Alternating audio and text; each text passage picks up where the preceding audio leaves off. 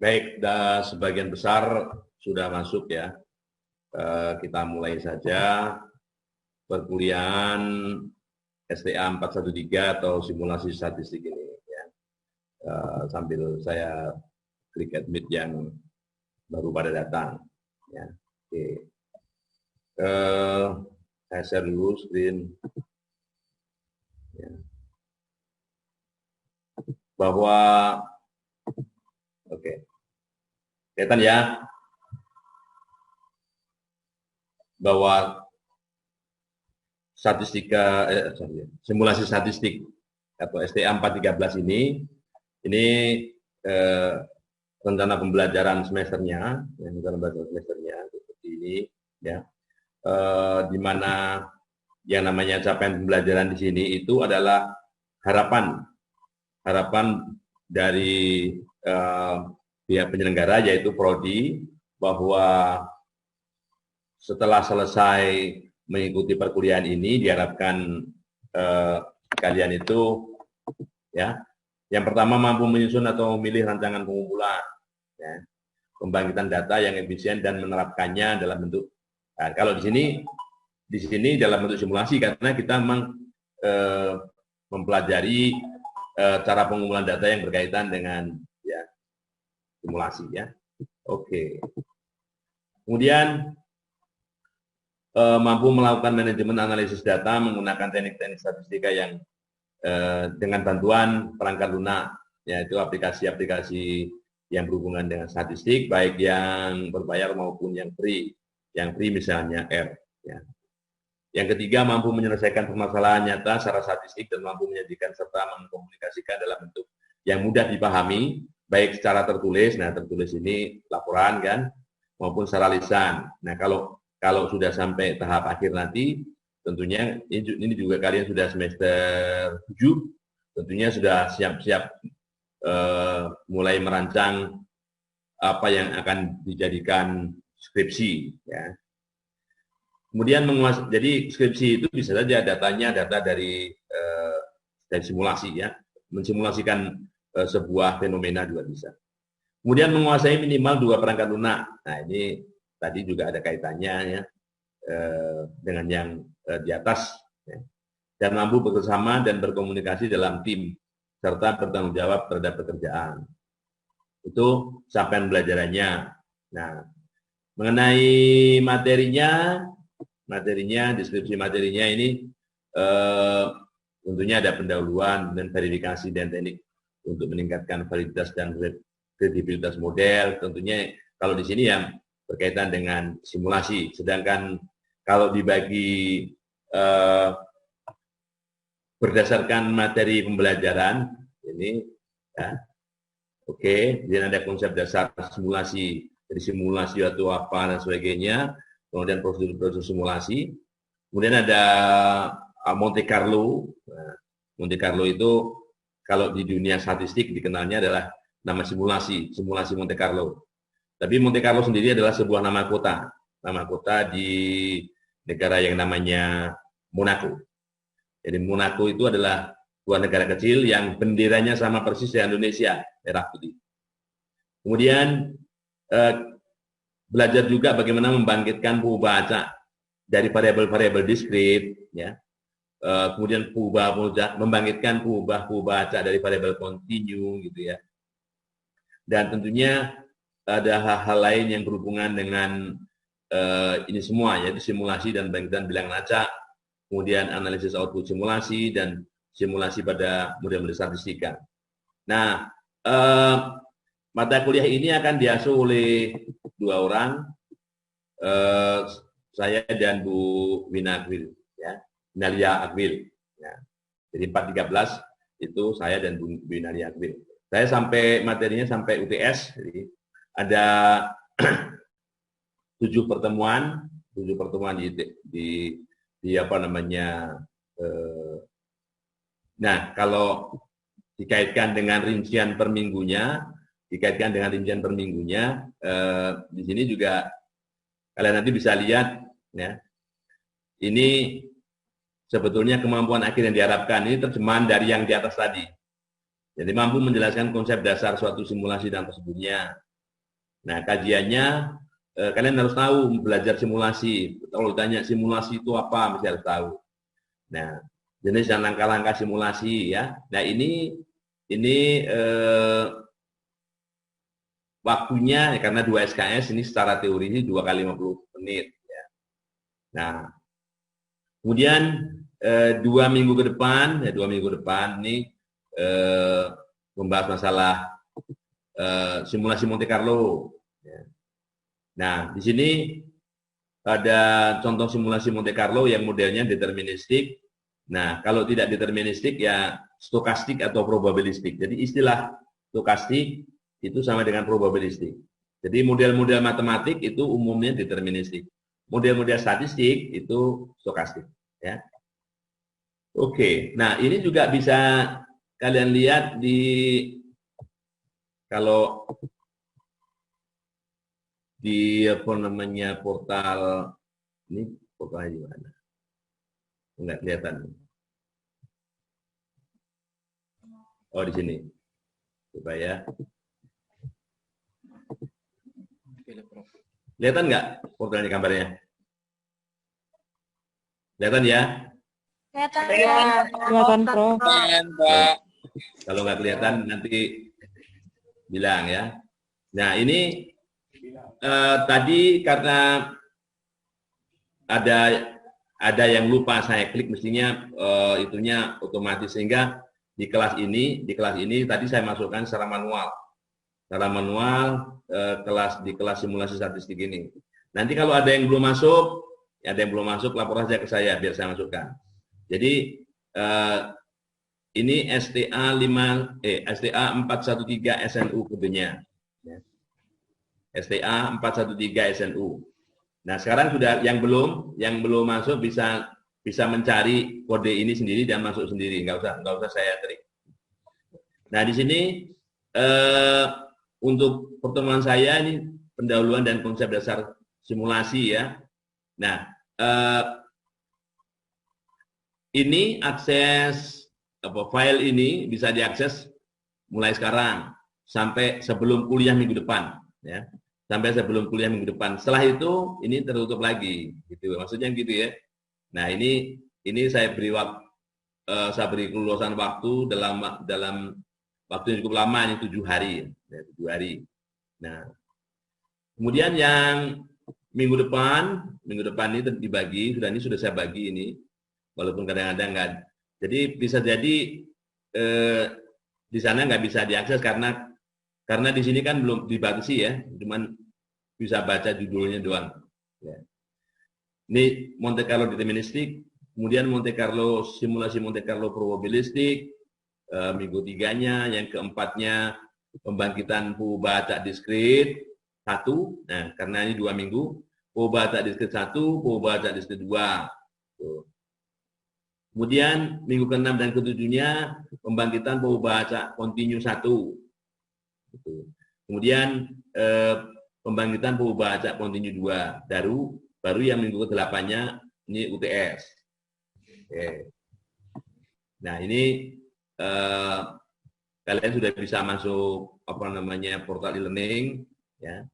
Kemarin mungkin saking banyaknya, sekarang banyak yang menggunakan portal e-learning. Kemarin ada gangguan, tapi tadi pagi sudah jalan. Nah, oke. Saya share yang lain lagi. Nah, bukunya kalian bisa nyari. Kalau di RPS yang tadi itu bukunya udah agak kadaluarsa. Ini ada bukunya Sheldon M. Ross yang biasanya dia menggunakan buku-buku tentang proses stokastik ini. Sheldon Ross itu ya. Ini bukunya judulnya Simulasi 4ED. Jadi sebetulnya yang saya taruh di sana itu bagian dari ini. Bagian dari ini untuk minggu pertama ya, bagian dari ini minggu pertama ya.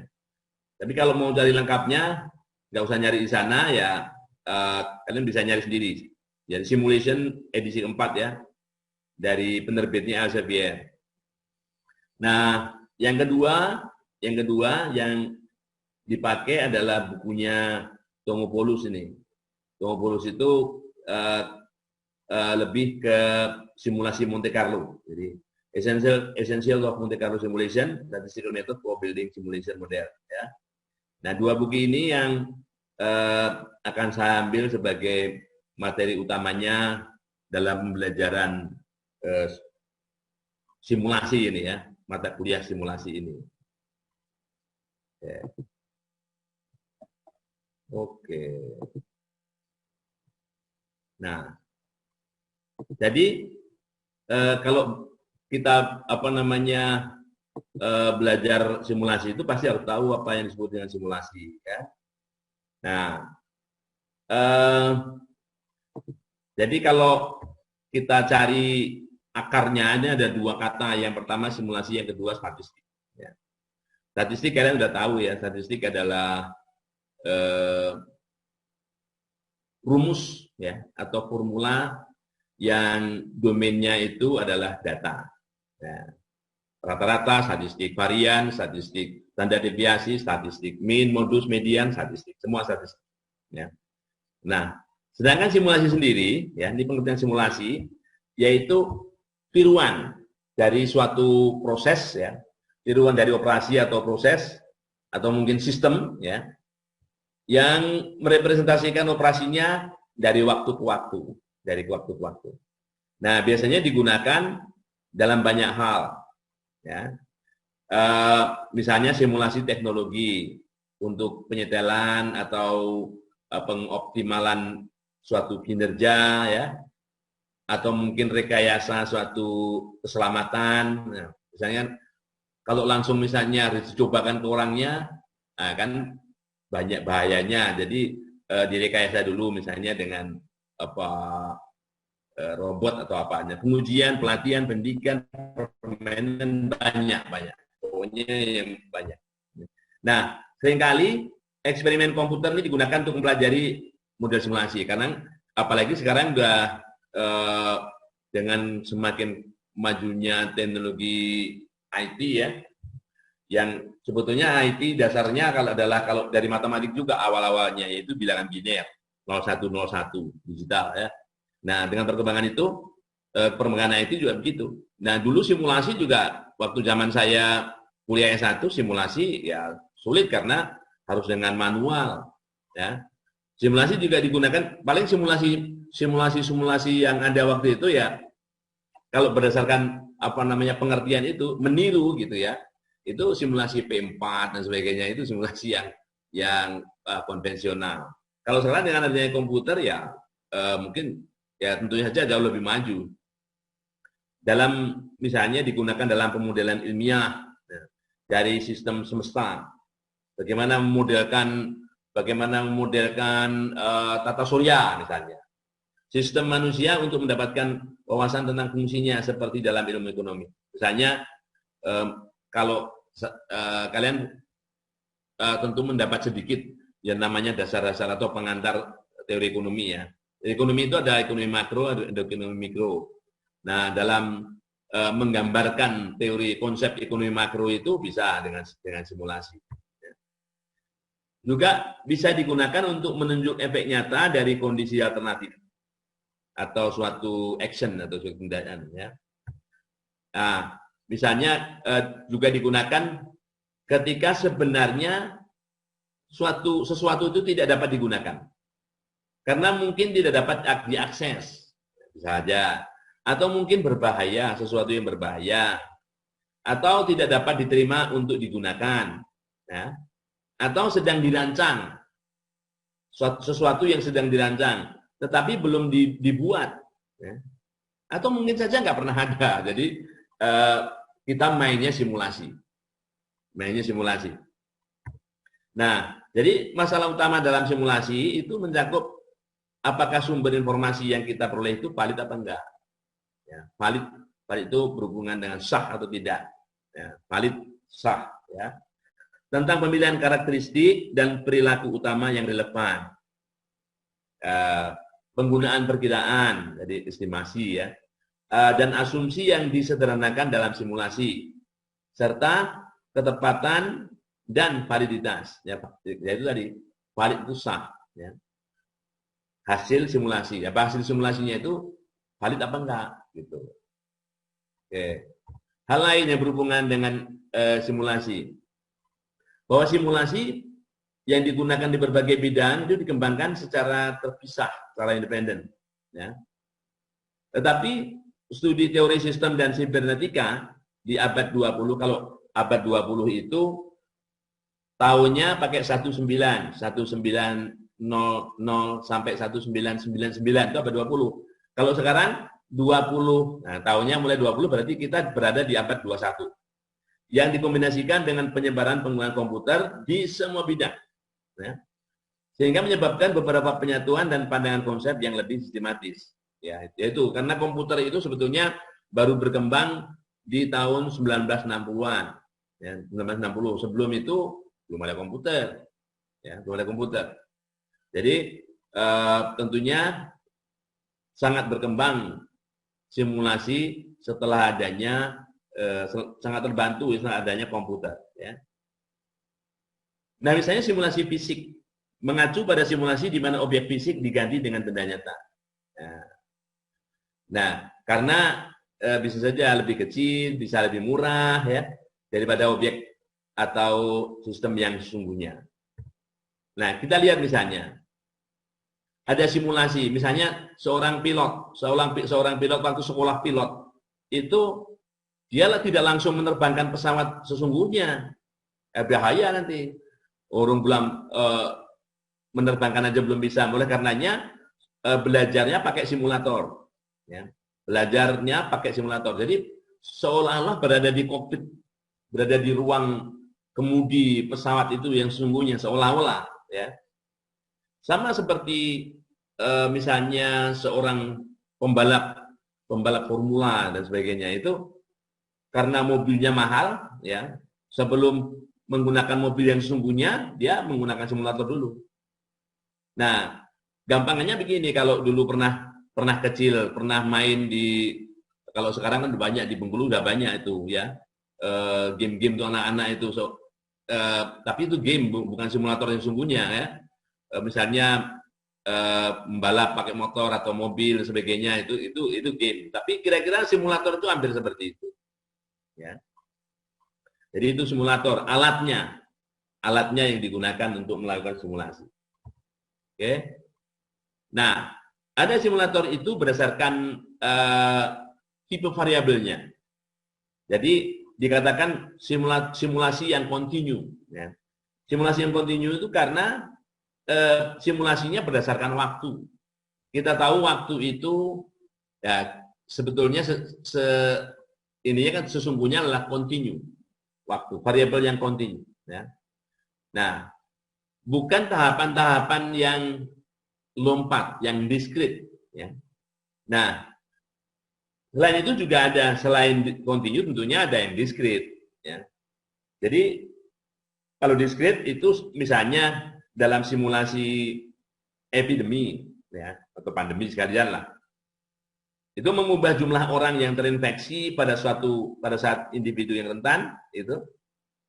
Nah, atau saat individu yang terinfeksi penuh. Jadi kalau saya mengikuti, saya kadang-kadang udah ketinggalan karena saya sibuknya dalam beberapa hari ini ketinggalan mengikuti data COVID, yang saya nggak tahu kok nggak akan landai-landai gitu. Nah itu juga tentunya banyak pengaruhnya. Kalau kita hanya melihat datanya saja ya susah. Makanya pemodelan khususnya COVID-19 ini agak sulit, agak sulit untuk memprediksi kapan akan mulai landai. Kalau akan mulai landai itu, jadi kurvanya kan kurva sigmoid.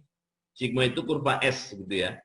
Kayak kurva sebaran fungsi kumulatif, ya, fungsi sebaran kumulatif itu. Jadi sampai suatu saat kalau tidak ada perubahan dia akan landai gitu, akan sejajar, akan punya asintut. Kalau fungsi sebaran kumulatif kan sama dengan 1, dari 0 sampai 1.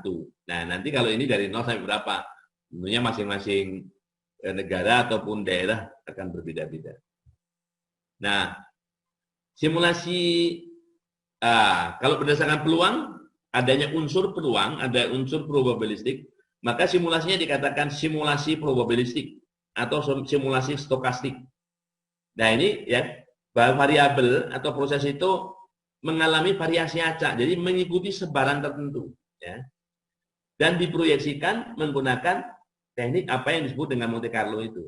Jadi simulasi Monte Carlo itu simulasi yang sifatnya stokastik, ya, menggunakan bilangan pseudo random. Dalam mata kuliah saya terdahulu, mungkin dalam rancangan percobaan saya memberikan ilustrasi bagaimana mengacak perlakuan ke dalam satuan-satuan percobaan. Nah, itu kan dengan menggunakan simulasi, ya. Dan simulasi yang lain, mungkin ada beberapa mata kuliah yang saya memberikan ilustrasinya dengan simulasi. Ya, simulasi stokastik, karena tergantung unsur, tergantung peluang. Ya. Sedangkan yang tidak tergantung peluang, itu disebut simulasi deterministik. Ya, determin sudah ditentukan, tidak berdasarkan peluang. Nah, simulasi yang tidak stokastik. Ya, jadi deterministik itu lawan stokastik. Nah, sehingga variabelnya diatur oleh sebuah susunan perintah. Susunan perintah itu yang disebut dengan algoritma, ya, yang sifatnya juga deterministik. Nah, jadi proses di sini direplikasi, re itu ulang, jadi replicate itu diulang, ya, diulang dari kondisi batas yang sama, ya, selalu menghasilkan hasil yang identik. Nah, gitu. Itu kalau deterministik, ya. Oke. Nah, gabungan dari stokastik dan deterministik itu disebut dengan simulasi hibrid. Gabungan dari simulasi kontinu dan diskrit, ya, menghasilkan integrasi numerik persamaan diferensial antara dua peristiwa berurutan, ya, untuk mengurangi jumlah diskontinuitas. Kalau diskrit semua kan diskrit, namanya juga diskrit, nilainya terisolasi, titik begitu. Nah, untuk mengurangi diskontinu karena diskrit dia diskontinu, maka digabunglah dengan simulasi yang sifatnya kontinu. Oke? Nah, untuk simulasi yang stand alone itu berdiri sendiri. Simulasi yang berdiri sendiri atau stand alone itu simulasi yang berjalan pada satu workstation, satu komputer saja.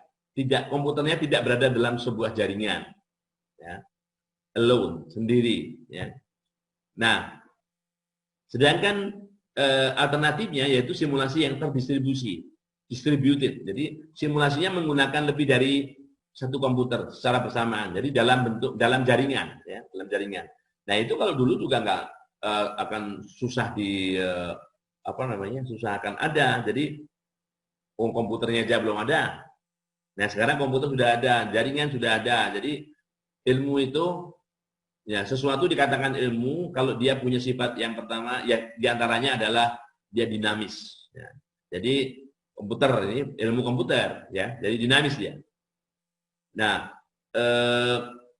itu kemudian ada simulasi yang sifatnya paralel. Di sini tentunya komputer-komputer itu tetap berada dalam sebuah jaringan. Ya. Yang kedua, ini namanya paralel itu karena dia bisa bekerja berbarengan, mempercepat eksekusi simulasi. Ya. Yang juga beban dari kerjanya itu didistribusikan, tidak tergantung satu komputer saja, jadi dibagi oleh beberapa komputer. Ya. Nah, tentunya komputer-komputer yang seperti ini, misalnya komputer-komputer yang superkomputer, ya, superkomputer misalnya. Nah, itu biasanya digunakan untuk melakukan simulasi-simulasi yang sangat sulit, ya, sangat sulit. Ya. Kemudian misalnya bagaimana mengalahkan kalau dulu catur itu sering dianalogkan dengan permainan yang sulit. Bagaimana mengalahkan seorang grandmaster catur misalnya. Dilakukan simulasi bagaimana nanti supaya kita bisa mengalahkan mereka. Oke, ini banyak hal-hal yang berkaitan dengan simulasi ya. Eh, nanti saya share ini ya untuk bacaan-bacaan ya. Ada satu lagi ya. Saya share lagi.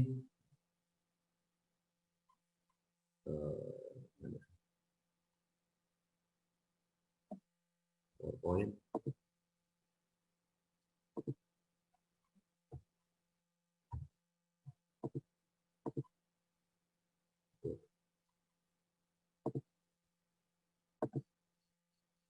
Mana lagi ya?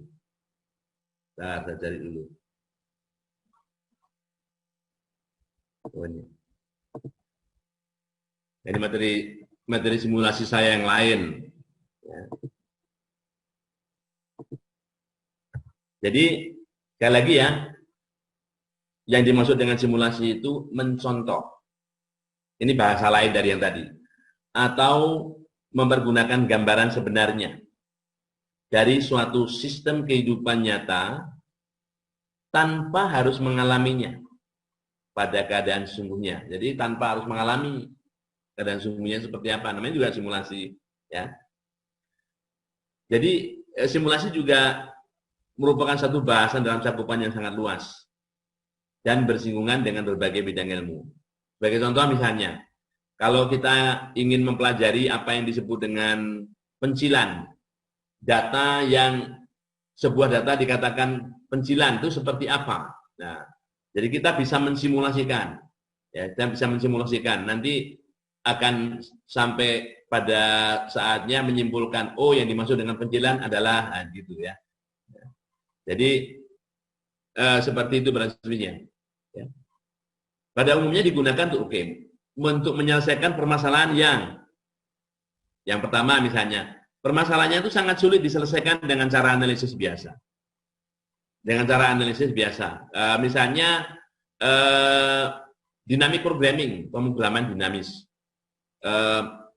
Kalau kalian baca buku saya, metode kuantitatif yang saya tulis itu, ya, ada di bagian awal-awal itu ada pemrograman dinamis. Misalnya kayak masalah stagecoach, penggantian alat, dan sebagainya itu pemrograman dinamis. Bukan pemrograman linear. Kalau pemrograman linear itu apapun permasalahannya, kalau misalnya kita punya fungsi tujuan maksimumkan atau minimumkan, ada kendalanya dan sebagainya, itu penyelesaiannya dengan pemrograman linear.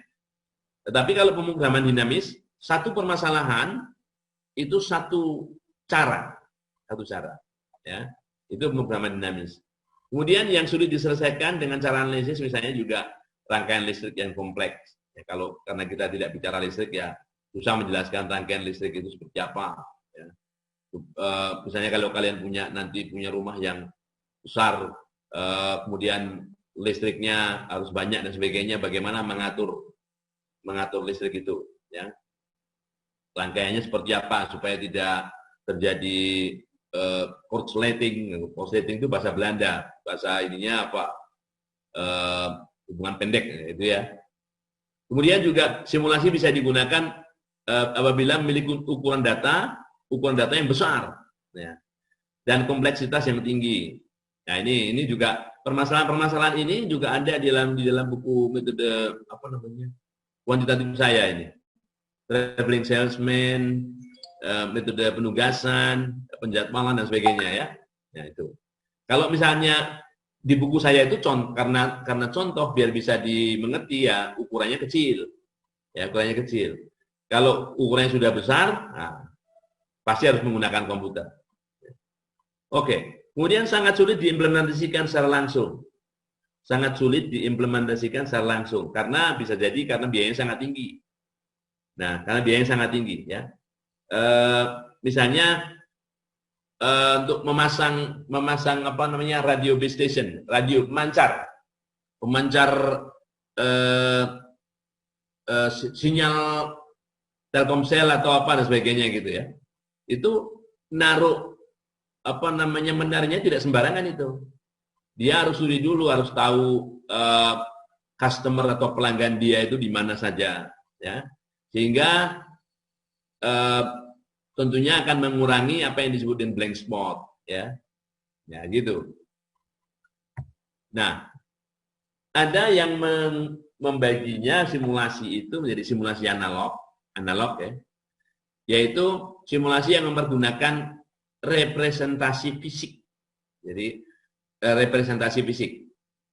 Untuk apa? Untuk menjelaskan ciri-ciri penting dari suatu masalah.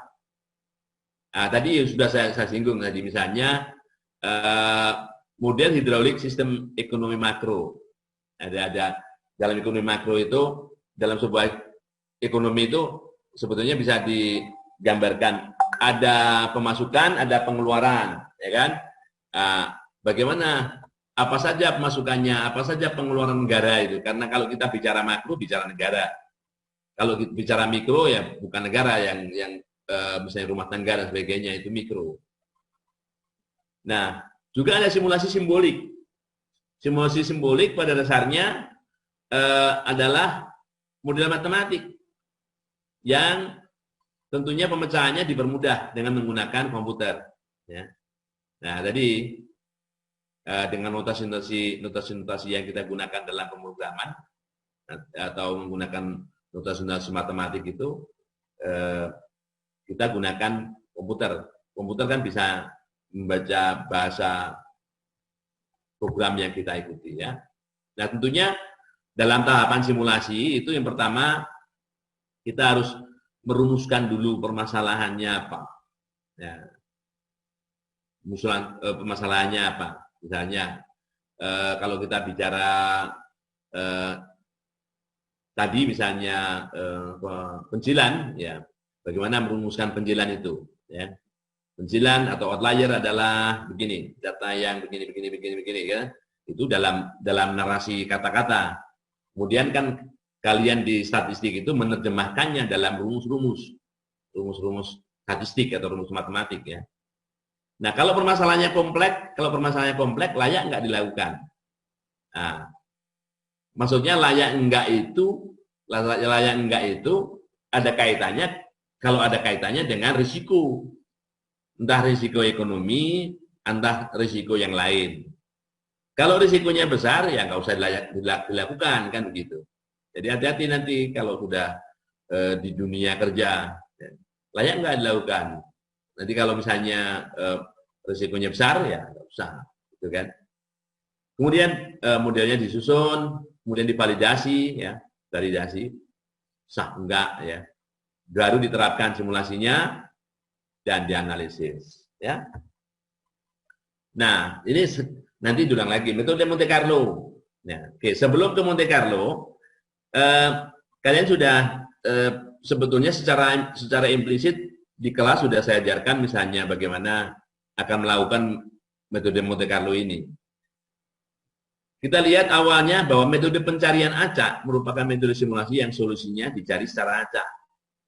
Nah, karena acak, ya, dan kalau nggak tepat diulang-ulang sampai menghasilkan solusi yang diharapkan, ya, maka metode ini kurang populer. Ya. Metode trial and error ini, ya, trial and error. Metode ini kurang populer kalau misalnya kita ingin mencari sesuatu, ya. Oke. Oleh karenanya ada sebuah metode ini, ya, yang tujuannya memperbaiki metode yang sudah ada. Memperbaiki yang sudah ada. Oke. Nah, metode ini, ya, memperbaiki metode yang sudah ada itu pencarian acak itu.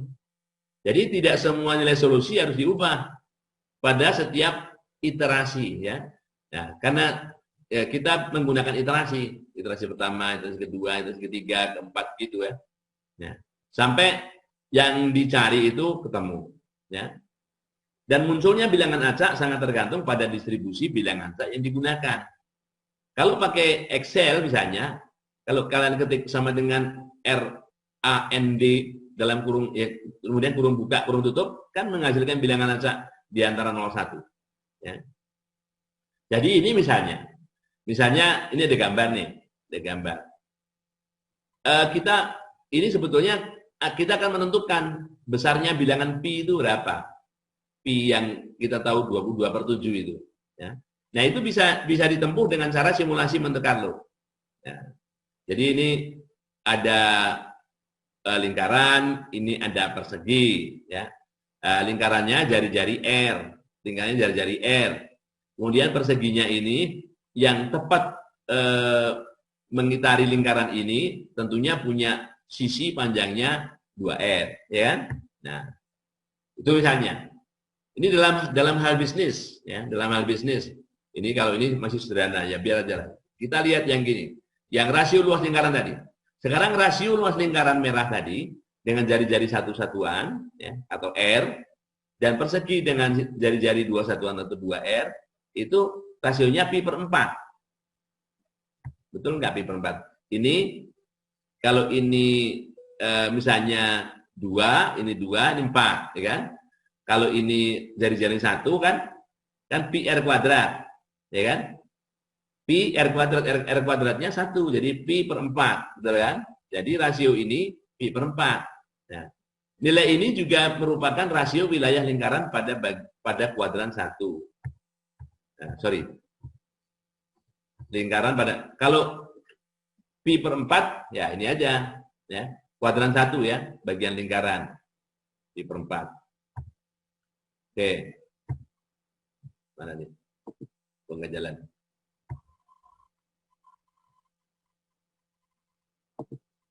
Ada gangguan ya. Oke. Ya, jadi cara langkah menentukan seperti ini. Kita menentukan dulu banyaknya titik. Nilainya kita sebut N. N itu bisa 100, bisa 1000, bisa berapa aja. N. Tentunya semakin besar semakin bagus kan. Nah, kemudian mengacak N buah titik dalam bentuk XY. Ini koordinat kartesius, ya. Koordinat kartesius, ya, XY. Nah, dengan Microsoft ini cuman awal ya, cuman memberikan ilustrasi simulasi seperti apa, nanti kita bahas satu persatu, ya. Masing-masing absis dan ordinat bisa digunakan perintah run, ya, sama dengan run, kan? Ini kan untuk mengacak masing-masing ordinat. X-nya run, Y-nya run, jadi menghasilkan bilangan acak di antara 0 dan 1, 0 dan 1. Nah, sehingga kalau ini titik 00, ini titik 10, ini titik min 10, ini titik 0 min 1, ini 01, gitu ya. Nah, gitu. Nah, nanti kemudian dihitung banyaknya titik yang berada dalam lingkaran itu, dihitung yang namanya IM misalnya.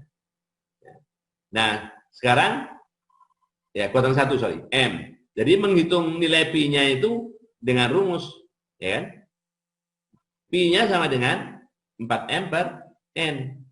Enggak, M itu adalah M ini adalah banyaknya titik yang berada dalam lingkaran pada kuadran 1. M. Kuadrannya kan 4, jadi kalikan. 4 kali M. Ya kan? Nah, jadi ini adalah suatu cara untuk mendekati nilai pi dengan simulasi Monte Carlo. Itu ya. Nah, ada lagi kalau nanti pernah baca simulasi namanya simulated annealing ya. Ini merupakan algoritma yang handal untuk menyelesaikan masalah optimasi dengan menghindari optimal lokal. Optimal lokal. Kan ada optimal absolut, optimal lokal.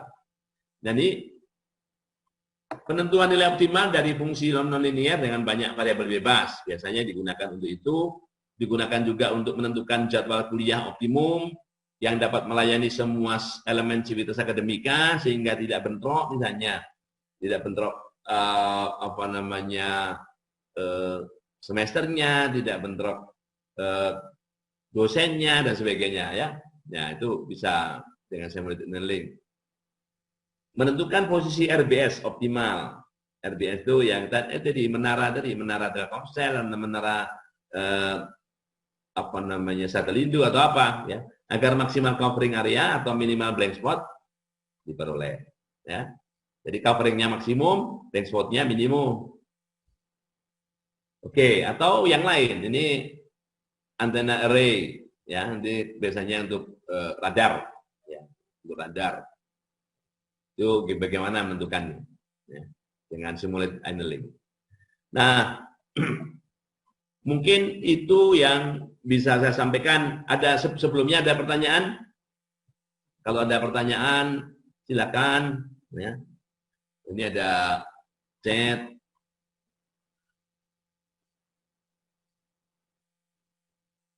Oh ya, ya, oke, nggak apa-apa. Tapi tetap jaga protokol kesehatan ya, walaupun berdua-berdua begitu, ya. Karena kan kita masih termasuk tinggi. Baik. Ada yang mau tanya? Pak, pertanyaan Pak. Jadi nanti untuk ya siap. Itu Pak, izin bertanya. Tadi kan ada tahapan dari simulasi Monte Carlo. Ya. Nah, itu untuk semua permasalahan tahapan simulasinya gitu ya Pak? Itu secara umum atau bisa untuk semua permasalahan? Nanti akan kita bicarakan karena kita kan belum belajar simulasi Monte Carlo. Nanti akan tahu simulasi Monte Carlo seperti apa. Ya. Makasih Pak. Yo. Yang lain?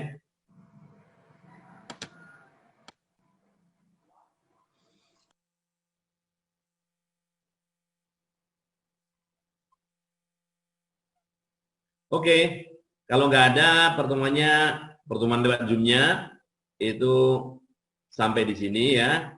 Ini pertemuan pertama belum ada tugas, ya belum ada tugas.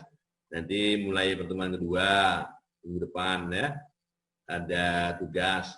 Nah sekali lagi di portal e-learning itu dibukanya mulai kalau materi hari ini itu dibukanya mulai mulai kuliah ya pada hari dan jam itu, ditutupnya sampai seminggu berikutnya. Nah, seandainya ada tugas ya, kirim selambat-lambatnya sebelum materi kuliah berikutnya dimulai. Dikirimnya pakai email ya, ke atau nanti gini, saya kasih link aja ya. Saya kasih link biar bisa diunggah ke sana ke Google Drive aja. Jadi setiap ada PR nanti diunggahnya ke Google Drive itu biar saya bisa membedakan ini soal pertemuan pertama, kedua, ketiga dan seterusnya. Oke, ada pertanyaan? Nanti linknya saya kasih. Gak ada ya? Oke, kalau begitu kita sudahi, ini hampir 1 jam saja. Oke. Makasih banyak ya. Sampai ketemu minggu depan. Siapa? Terima kasih Pak. Oke. Terima kasih Pak. Sama-sama ya. Ini Makasih, direkam. Pak. Siap kuliah saya rekam. Oke ya. Oke.